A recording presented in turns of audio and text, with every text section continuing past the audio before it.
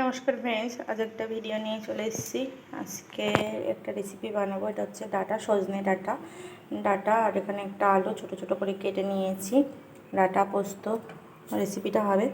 এখানে মিক্সার জারের ভেতর সাদা সর্ষে নিয়েছি অল্প পরিমাণ, আর পোস্ত নিয়েছি বেশি।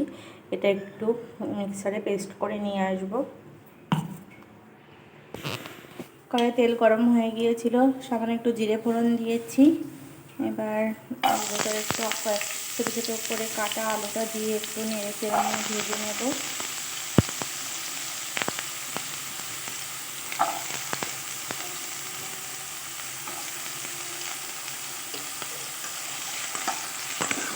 আলুটা একটু ভেজে ডাঁটাগুলো দিয়ে দেবো। সামান্য একটু হলুদ আর লবণ দিয়ে দেবো। আলুটা একটু ভাজা হয়ে এসছে, এবার সজনে ডাঁটাগুলো দিয়ে দিলাম।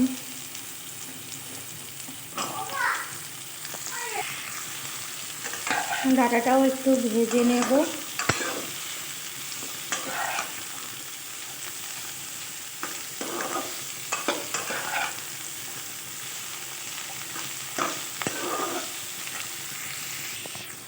ডাঁটাটা খুব বেশিক্ষণ তেলে ভাজবো না, একটু নেড়ে চেড়ে জাস্ট এবার বেটে রাখা পোস্ত সর্ষেটা দিয়ে দেবো।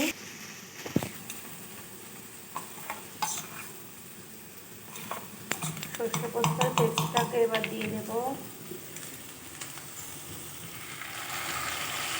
এর ভিতরে একটু জল দিয়ে ধুয়ে দিয়ে দেবো।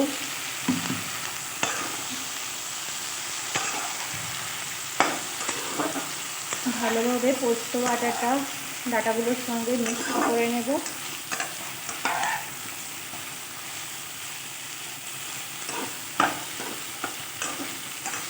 পোস্ত বাটার মধ্যে আমি দুটো তিনটে কাঁচা লঙ্কাও দিয়ে দিয়েছিলাম, একবারে পেস্ট হয়ে গেছে।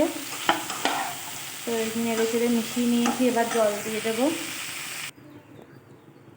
জল দিয়ে দিয়েছি পরিমাণ মতো, এখানে যেটুকু লবণ দরকার দিয়ে দিলাম, আর একটু সামান্য একটু হলুদ দেবো। এই রান্নায় খুব বেশি হলুদ যায় না। সামান্য একটু হলুদ দিয়ে এটা ঢাকা দিয়ে রেখে দেবো সেদ্ধ হওয়ার জন্য। সামান্য হলুদ দিয়ে ঢাকা দিয়ে রেখে দিয়েছি, জোরটা কমিয়ে দিয়ে দিলাম। এটা সেদ্ধ হয়ে আসুক, তারপর আসছি।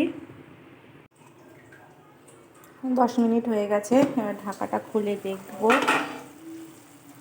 রান্নাটাও প্রায় হয়ে এসেছে।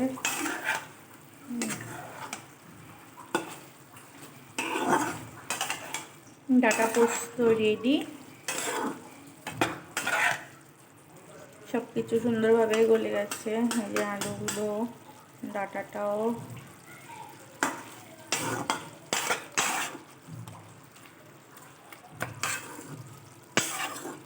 রেডি হয়ে গেছে, গ্যাসটাও বন্ধ করে দিলাম। এবার আমি নামিয়ে নেব।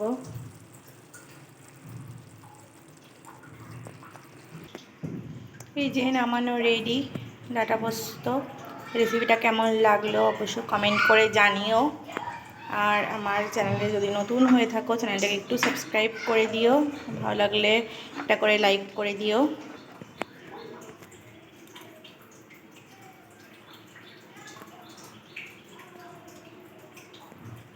আজকের মতো ভিডিওটা এই পর্যন্ত। সবাই ভালো থেকো, সুস্থ থেকো, বাই।